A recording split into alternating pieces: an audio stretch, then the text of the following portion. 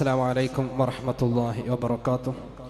الحمد لله رب العالمين والصلاة والسلام على أشرف رسول الله وعلى آله الفائزين برضا الله أما بعد. ഏറ്റവും സ്നേഹ ബഹുമാനങ്ങൾ നിറഞ്ഞ ബഹുമാനപ്പെട്ട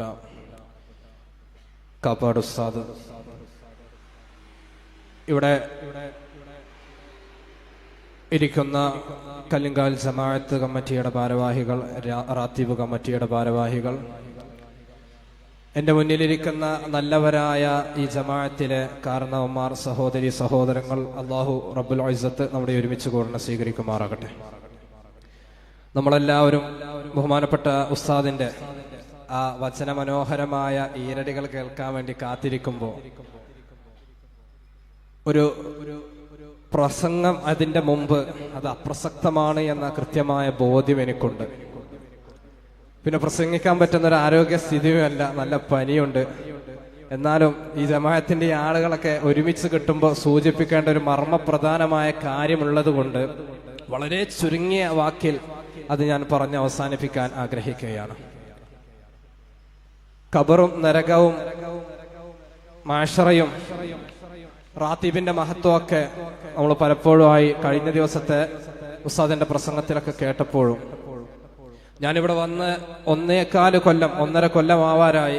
ഇതിന്റെ ഇടയിൽ ഏറ്റവും കൂടുതൽ ഈ ജമാഅത്തിന്റെ ആളുകളിൽ നിന്നും പുറത്തു നിന്നുമായിട്ട് കേട്ട സങ്കടങ്ങളും പരാതികളും എന്ന് പറഞ്ഞാൽ അത് കുടുംബജീവിതവുമായി ബന്ധപ്പെട്ടതാണ്. കഴിഞ്ഞ ദിവസം പോലും 1-2 സഹോദരങ്ങളൊക്കെ വന്ന് കുടുംബജീവിതത്തിന്റെ പ്രയാസങ്ങളും പരിവട്ടങ്ങളും പറഞ്ഞ് വല്ലാത്ത കണ്ണീരൊഴുക്കിയിട്ടൊക്കെ പോകുന്ന അവസ്ഥകൾ എനിക്ക് കാണാൻ ഇടയായി. ഞാൻ പറഞ്ഞു വന്നത്, കുടുംബജീവിതം എത്ര ഭദ്രമായി കൊണ്ടു നടക്കണം എന്നുള്ളത് അത് കേവലം ഇപ്പോൾ വിവാഹം ചെയ്ത ആളുകളോട് മാത്രമല്ല എനിക്ക് പറയാനുള്ളത്. പ്രായമായിരിക്കുന്ന 50, 55, 60 വയസ്സായ കാരണവന്മാരടക്കം ചിന്തിക്കേണ്ട വിഷയമാണ്. അള്ളാഹുവിന്റെ പരിശുദ്ധമായ ഖുർആൻ വളരെ കൃത്യമായി പറഞ്ഞു എന്തിനാണ് വിവാഹം എന്നുള്ളത്. വമിൻ ആയാതിഹി അൻ ഖലഖ ലക്കും മിൻ അൻഫുസികും അസ്വാജ ലിതസ്കുനൂ ഇലൈഹാ വജഅല ബൈനകും മവദ്ദതൻ വറഹ്മ. അള്ളാഹുവിന്റെ ദൃഷ്ടാന്തങ്ങളിൽപ്പെട്ട വളരെ മനോഹരമായ ഒരു ദൃഷ്ടാന്തമാണ്. നിങ്ങളുടെ അതേ വിഭാഗത്തിൽ നിന്ന് തന്നെ, മനുഷ്യ വിഭാഗത്തിൽ നിന്ന് തന്നെ മനുഷ്യന് ഇണയെ അള്ളാഹു പടച്ചിട്ടുണ്ട്, ഭാര്യ അള്ളാഹു പടച്ചിട്ടുണ്ട്. എന്തിനു വേണ്ടിയിട്ടാണ്? മവദ്ദതൻ വറഹ്മ, അത് സ്നേഹവും വാത്സല്യവും പരസ്പരം ഉണ്ടാവാൻ വേണ്ടിയിട്ടാണ്. എന്നാൽ ഇന്നത്തെ കുടുംബജീവിതത്തിൽ നഷ്ടപ്പെട്ടുകൊണ്ടിരിക്കുന്ന ഏറ്റവും വലിയ പ്രധാനപ്പെട്ട കാര്യം ഈ സ്നേഹവും വാത്സല്യവും ഇല്ല എന്നുള്ളതാണ്. എത്ര ആളുകളോ വിളിച്ച് പരാതികൾ പറയാറുണ്ട്. ഭാര്യ അങ്ങനെ പ്രശ്നമാണ് ഉസ്താദേ, ഭർത്താവ് ഇങ്ങനെ പ്രശ്നമാണ്. എങ്ങനെയാണെങ്കിലും കുടുംബജീവിതം എത്ര പണം ഉണ്ടായിട്ടും കാര്യമില്ല, കുടുംബജീവിതം ഒരു റാഹത്തിൽ പോകുന്നില്ല, എന്നും അടിയും വഴക്കും വക്കാണവുമായിട്ടാണ് പോകുന്നത്. എന്താ ഇതിനുള്ള പരിഹാരം? ഒന്നാമത്തെ പരിഹാരം എന്ന് പറഞ്ഞാൽ പരസ്പരം വിട്ടുവീഴ്ച ചെയ്യാനുള്ള മനോഭാവം ആണും പെണ്ണും ഉണ്ടാക്കിയെടുക്കണം എന്നുള്ളതാണ്. ഒരാണിനെ സംബന്ധിച്ചിടത്തോളം കൃത്യമായ ഒരുപാട് ന്യൂനതകൾ ഉണ്ടാവും. അതേ ന്യൂനതകൾ തന്നെ അള്ളാഹു സ്ത്രീക്കും നൽകിയിട്ടുണ്ടാവും. പരിപൂർണമായ ഒരു പെണ്ണായിരിക്കണം എന്റെ ഭാര്യ എന്നും എല്ലാ സിഫത്തുകളും ഒത്തൊരാളായിരിക്കണം എന്റെ ഭർത്താവ് എന്നും നോക്കിയാൽ അങ്ങനെ ഒരു ആണിനെയും പെണ്ണിനെയും കിട്ടാൻ സാധ്യത വളരെ കുറവാണ്. എന്നാൽ പരസ്പരം അങ്ങോട്ടും ഇങ്ങോട്ടുമുള്ള ന്യൂനതകൾ അത് പറഞ്ഞു പോരടിക്കാതെ പരസ്പരം വിട്ടുവീഴ്ച ചെയ്താൽ ആ കുടുംബജീവിതത്തിന് കുറച്ച് ആയുസ് ഉണ്ടാകുമെന്ന് ഞാൻ ഈ അവസരത്തിൽ ഓർമ്മപ്പെടുത്തുകയാണ്. രണ്ടാമത്തേത്, ഞാനൊക്കെ ഇപ്പൊ ഉസ്താദൊക്കെ പരിപാടിയൊക്കെ കഴിഞ്ഞ് രാത്രി കാലങ്ങളൊക്കെ സഞ്ചരിക്കുന്ന ആളുകളാവും. മറ്റൊരു പരാതി കിട്ടിയാൽ എനിക്ക് മനസ്സിലായത്, രാത്രി കാലങ്ങളിൽ യുവാക്കളോട് എനിക്ക് പറയാനുള്ളത്, 2 മണി 3 മണി വരെ അങ്ങാടിയിലിരുന്നിട്ട് വീട്ടിലേക്ക് കയറി ചെല്ലുന്ന ഒരു പ്രവണതയുണ്ടെങ്കിൽ അത് തീർത്ത് നിങ്ങൾ മാറ്റേണ്ടതാണ്. ചില ലെറ്ററിലൊക്കെ ചില ഭാര്യമാരൊക്കെ അയച്ച പരാതികളിലൊക്കെ വായിച്ചു നോക്കുമ്പോൾ അവരെ സങ്കടങ്ങൾ പറയുമ്പോൾ, ഉസ്താദ് വെള്ളിയാഴ്ച പ്രസംഗിച്ചു കൊടുക്കണം. വെള്ളിയാഴ്ച ആരാ ഈ പ്രസംഗം കേൾക്കാണ്ടാവുക? രാത്രി 1 മണിയും 2 മണി വരെ കടത്തിനയിലിരുന്നിട്ട് സൊറ പറഞ്ഞിട്ടാണ് പിന്നെ വീട്ടിലേക്ക് കയറി വരുന്നത്. അങ്ങനെ കയറി വന്നാൽ ആ കുടുംബജീവിതം തീർത്തും ഞാൻ പറയുന്നു 100% ഒരു പരാജയത്തിലേക്ക് പോകുകയുള്ളൂ എന്ന് എന്റെ ശബ്ദം ശ്രവിക്കുന്ന ലൈവിലൂടെ ആവട്ടെ ഇവിടെ കേൾക്കുന്ന യുവാക്കളുണ്ടെങ്കിൽ അവരോട് ഞാൻ പറയാൻ ആഗ്രഹിക്കുകയാണ്. നിങ്ങളൊരു വിവാഹം ചെയ്തിട്ടുണ്ടെങ്കിൽ നേരത്തെയും കാലത്തും നിങ്ങളുടെ വീട്ടിലേക്ക് ചെല്ലാനുള്ള സംവിധാനം ഉണ്ടാക്കണം.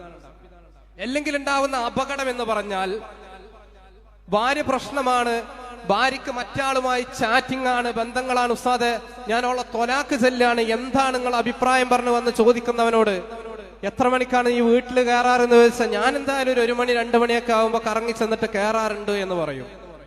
നമ്മൾ കൊടുക്കേണ്ട സ്നേഹം എന്ന് പറയുന്നത്, ഒരു ഭാര്യയോടുള്ള കടമയും കടപ്പാടും നിർവഹിക്കാൻ കഴിയുന്നവൻ മാത്രമേ വിവാഹം ചെയ്യാൻ ഇസ്ലാം കൽപ്പിക്കുന്നുള്ളൂ. എല്ലാത്തവൻ പെണ്ണ് കെട്ടണമെന്ന് ഇസ്ലാം പറയുന്നില്ല. ആ കടമയും കടപ്പാടും നിർവഹിക്കാത്തവൻ ആ പണിക്ക് നിൽക്കാതിരിക്കുകയാണ് ഏറ്റവും നല്ലത് എന്ന് പറയുന്നു. നേരത്തും കാലത്തൊന്ന് വീട്ടിൽ ചെന്ന് അന്നത്തെ ദിവസം എങ്ങനെയൊക്കെ ഉണ്ടായിരുന്നു വീട്ടിലെ സാഹചര്യങ്ങൾ, മക്കളൊക്കെ സ്കൂളിലെ പഠനം കഴിഞ്ഞ് വന്നോ, നിനക്ക് റാഹത്തന്നല്ലേ എന്നൊക്കെ ഉള്ളൊരു സന്തോഷത്തിന്റെ 2 വാക്കുകൾ പറഞ്ഞാൽ ആ കുടുംബജീവിതം വളരെ ഭദ്രമായി മുന്നോട്ട് പോവുകയാണ്. ആ രീതിയിലുള്ള ചിന്താഗതി എന്റെ പ്രിയപ്പെട്ട യുവാക്കൾ ഉണ്ടാക്കിയെടുക്കണമെന്ന് ഈ അവസരത്തിൽ ഞാൻ പറയാൻ ആഗ്രഹിക്കുകയാണ്. കാരണം ഈ സ്നേഹം എന്ന് പറയുന്ന സാധനം തേനീച്ച തേന് ശേഖരിക്കുന്നത് പോലെയാണ്. തൊട്ടടുത്തൊരു പൂന്തോട്ടമുണ്ടെങ്കിൽ തേനീച്ച അവിടുന്ന് തേന് ശേഖരിക്കും. 1 കിലോമീറ്റർ അപ്പുറത്താണ് തേൻ ശേഖരിക്കാൻ പൂന്തോട്ടം ഉള്ളതെങ്കിൽ തേനീച്ച അങ്ങോട്ട് പോയിട്ട് തേൻ ശേഖരിച്ച് കടന്നു വരും. അതുപോലെയാണ് സ്നേഹം. ഭർത്താക്കന്മാർ ആ സ്നേഹം കൃത്യമായി കൊടുക്കാനില്ലെങ്കിൽ ആ സ്നേഹം എവിടെ നിന്ന് കിട്ടുന്നോ അങ്ങോട്ടായിരിക്കും ആ സ്ത്രീ പോവുക.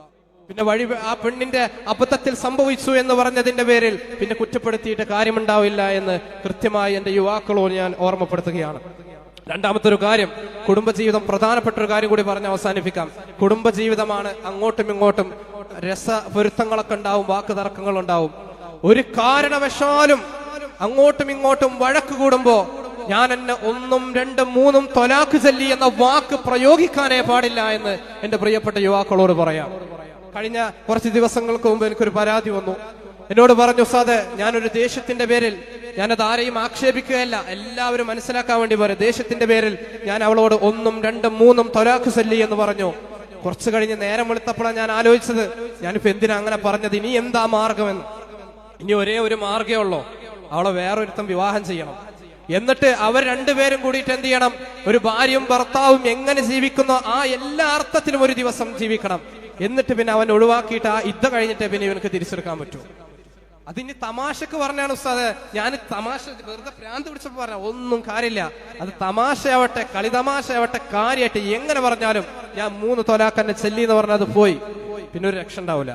അപ്പൊ പിണങ്ങുമ്പോ ഇണങ്ങാൻ കഴിയുന്ന വാക്കുകൾ കൊണ്ടേ പിണങ്ങാൻ പാടൂ എന്നും ഈ അവസരത്തിൽ ഞാൻ ഓർമ്മപ്പെടുത്തുകയാണ്. മറ്റൊരു കാര്യം, എന്റെ പ്രിയപ്പെട്ട സഹോദരിമാരോടും ഉമ്മമാരോടും വാപ്പമാരോടും പറയേണ്ടത്, പെൺകുട്ടികളെ കല്യാണം കഴിച്ചയക്കുമ്പോ ഒരു ഉപദേശം കൊടുക്കേണ്ട എന്താ അറിയോ? സാധാരണ കൊടുക്കുന്ന ഒരു ഉപദേശമുണ്ട്.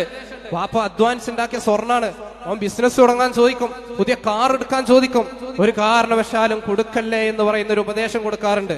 അതൊക്കെ മാറ്റിവെച്ച് കൊടുക്കേണ്ട ഒരു ഉപദേശം, മോളെ നമ്മുടെ വീട്ടിൽ നല്ല സൗകര്യങ്ങളുണ്ട്, സുഭിക്ഷമായ ഭക്ഷണമുണ്ട്, AC ഉള്ള റൂമുണ്ട്, പക്ഷെ ഒരുപക്ഷെ നിന്റെ ഭർത്താവിന്റെ വീട്ടിൽ പോയാ ഇത്ര സൗകര്യങ്ങളൊന്നും കിട്ടിക്കൊള്ളുന്നില്ല. ചിലപ്പോ അവനക്ക് ജോലി ഉണ്ടാവും, ചില സമയത്ത് സാമ്പത്തികമായ പ്രതിസന്ധി വരും. അപ്പോ അതിനൊക്കെ വിട്ടുവീഴ്ച ചെയ്ത് ജീവിക്കണം. അത് കുടുംബജീവിതത്തിന്റെ ഒരു പ്രധാനപ്പെട്ട ഘടകമാണ് എന്ന് പറഞ്ഞു കൊടുക്കേണ്ട ഒരു ബാധ്യത ഇവിടെ ഇരിക്കുന്ന വാപ്പമാർക്കും ഉമ്മമാർക്കും ഉണ്ട്.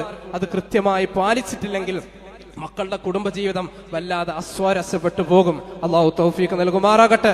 കൂടുതലായി ഞാനൊന്നും പറയുന്നില്ല, ഉസ്താദിന്റെ സമയം ദീർഘിച്ചു പോയിട്ടുണ്ടെങ്കിൽ ഉസ്താദ് പൊരുത്തപ്പെടണമെന്ന് പറയാണ്. കാരണം ഇത് ഈ ജമാഅത്തിലെ ഈ ആളുകളെ മൊത്തം ഒരുമിച്ച് കൂട്ടി കിട്ടുമ്പോൾ മാത്രമേ ഈ വിഷയങ്ങൾ ഓർമ്മപ്പെടുത്താൻ കഴിയുന്നുള്ളൂ എന്ന് മനസ്സിലാക്കിക്കൊണ്ടാണ് ഇത് പറഞ്ഞത്. എന്തായാലും ബിസ്മില്ലാഹിർ റഹ്മാനിർ റഹീം എന്ന പരിശുദ്ധമായ വാക്യം ഉച്ചരിച്ചുകൊണ്ട് എന്റെ ഈ പരിപാടിക്ക് ഞാൻ ഉദ്ഘാടനം നിർവഹിച്ചതായി അറിയിക്കുന്നു. അസ്സലാമു അലൈക്കും വറഹ്മത്തുള്ളാഹി വബറകാതുഹു.